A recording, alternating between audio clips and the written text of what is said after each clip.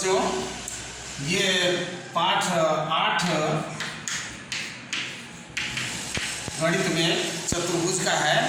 इसमें हम लोग कुछ जानकारी करेंगे और इसको आप ध्यान से सुनेंगे। ये बहुत काम की चीज़ें हैं। चतुर्भुज जैसा कि आप जानते हैं, चार भुज, चतुर माने चार, भुज माने भुजाएं। चार भुजाओं से घिरी हुई आकृति को चतुर्भुज कहते हैं। अब इसमें एक होता है समांतर चतुर्भुज, जिसके बारे में आप काफ़ी पढ़ेंगे, आपके इसमें खूब प्रश्न आएंगे इससे संबंधित। तो समांतर चतुर्भुज क्या होता है, सबसे पहले इसकी क्लियर जानकारी आपको होनी चाहिए। देखें, अगर ये यहाँ कुछ चीज़ें लिखी हैं, 5, 1, 2, 3, 4 चीज़ें लिखी हैं, इनमें से कोई एक चीज़ अगर है उसके चतुर्भुज के लिए, तो वो समांतर चतुर्भुज होगा। जैसे मान लीजिए कि उस चतुर्भुज की सम्मुख भुजाएं बराबर हैं, आमने सामने की भुजाएं जो दो जोड़े हैं वो बराबर हैं, तो वो क्लियर है कि वो समांतर चतुर्भुज ही होगा। या मान लीजिए कि सम्मुख कोण बराबर है, ये दे दिया गया है, तो भी समांतर चतुर्भुज होगा। या मान लीजिए दिया गया है केवल कि उसके विकर्ण आपस में एक दूसरे को समद्विभाजित करते हैं, अगर केवल यही बात दी गई है तो भी वो चतुर्भुज समांतर चतुर्भुज ही होगा। या एक चीज और है कि सम्मुख भुजाओं का कोई एक जोड़ा समानांतर भी है और बराबर भी है, तो भी निश्चित तौर पर वो चतुर्भुज समानांतर चतुर्भुज ही होगा। ये सारी शर्तें जान लें। और अगर कहीं दे दिया गया है कि एक समान चतुर्भुज ABCD समानांतर चतुर्भुज है, तो उसमें सारी चीजें ये होंगी, पहले से सिद्ध है ये। अब जैसे हम चलिए एक प्रश्न लेते हैं जो बराबर आता है, ये पेपरों में पूछा भी जाता है और कई बच्चों के लिए बड़ा कठिन दिखता है, लेकिन कितना आसान है ये आप थोड़ा सा ध्यान से देखेंगे तो पता लग जाएगा। प्रश्न आता है कि सिद्ध करो कि समांतर चतुर्भुज का विकर्ण उसे दो सर्वांगसम त्रिभुजों में बांटता है। समांतर चतुर्भुज का जो विकर्ण होता है, ये विकर्ण है, उसे दो सर्वांगसम त्रिभुजों में बांटता है, ये सिद्ध करने के लिए बोल रहा हूं। अब चलिए हम शुरू करते हैं। हल लिखेंगे चित्र में, यानी आप चित्र साइड में बनाएंगे जरूर, तभी चित्र में आप लिख पाएंगे। कई बच्चे होते हैं कि ये तो लिखते जाते हैं, चित्र नहीं बनाते हैं, तो बिना चित्र के आप सिद्ध करेंगे तो उसमें नंबर आपको नहीं मिलेगा। ये बनाना बहुत जरूरी है। और जो इसमें ABCD जैसे लिखे हैं वैसे उसी हिसाब से आपको इसमें लिखना होगा, ध्यान रखिए। अब यहाँ देखिए चित्र में ABCD एक समानांतर चतुर्भुज है।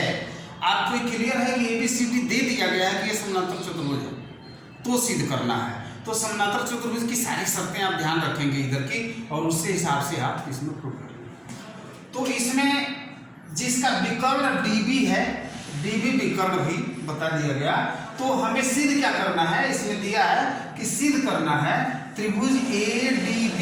अब ADB कहाँ है आप इसमें देख लें, त्रिभुज ADB, ये जो डॉट करके त्रिभुज ऊपर का है, ये है त्रिभुज।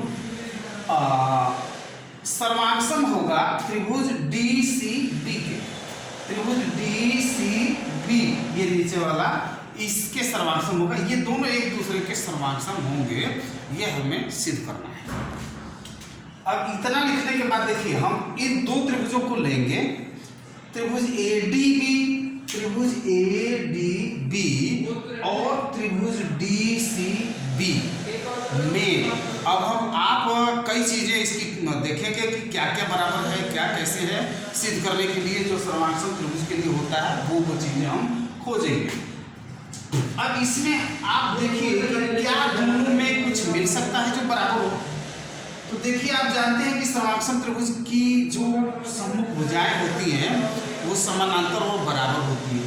तो AB बराबर DC, एक चीज मिल गई, AB बराबर DC, क्योंकि समानांतर त्रिभुज में ये चीज होती है, इसलिए आपको सीधे लिख देना है। और आप चाहे तो लिख देंगे ब्रैकेट में कि सम्मुख भुजाएं हैं। समांतर चतुर्भुज का तो चक्कर चीज चल ही रहा है, बात ही चल रही है, तो सम्मुख भुजाएं केवल लिख देंगे तो भी हो जाएगा। फिर आप और देखेंगे कि और इसमें क्या मिल रहा है। तो इस त्रिभुज और इस त्रिभुज में देखिए AD भुजा या AD जो है वो BC के बराबर है, और AD भुजा इस ऊपर वाले त्रिभुज की है और BC भुजा ये नीचे वाला जो त्रिभुज है इसकी है। तो दोनों त्रिभुजों की ये भुजाएं भी बराबर मिल गई। कैसे? क्योंकि ये भी समानांतर चतुर्भुज की समूह भुजाएं हैं। क्लियर? इतना। अब आपको एक चीज और ढूंढना है कि कुछ और क्या मिल जाता है बराबर। तो आप ध्यान से देखेंगे कि इसका जो विकर्ण है DB वो दोनों त्रिभुजों के लिए ये, तो इसको आप लिख सकते हैं DB बराबर DB, यानी DB बराबर DB ब्रैकेट में लिख दें उभयनिष्ठ। उभयनिष्ठ का मतलब दोनों में जो कॉमन हो, उभयनिष्ठ। अब ऐसा लिखने के बाद आप सीधे देख रहे हैं कि इस त्रिभुज की और इस त्रिभुज की तीनों भुजाओं की तुलना कर दिया गया और वो सारी बराबर है। तो इसका मतलब आप साइड नियम से, SSS नियम से सीधे यहां लिख सकते हैं कि इसलिए त्रिभुज ADB सर्वांग सम त्रिभुज DCB, और आपको यही सिद्ध करना था। अगर इसमें कोई दिक्कत लगती है आपको तो इस वीडियो को दोबारा आप देख सकते हैं, सुन सकते हैं, तो आपको क्लियर हो जाएगा। ये इतना आसान है और बार बार प्रश्न में पूछता है, पेपरों में पूछा जाता है आपसे, और आपको बड़ा कठिन लगता है, बहुत बच्चे नहीं करते हैं इसको, तो आप इसको ध्यान से करें। थैंक यू बच्चों। इसके बाद के प्रश्न हम बाद में अगले वीडियो में आपको बताते हैं।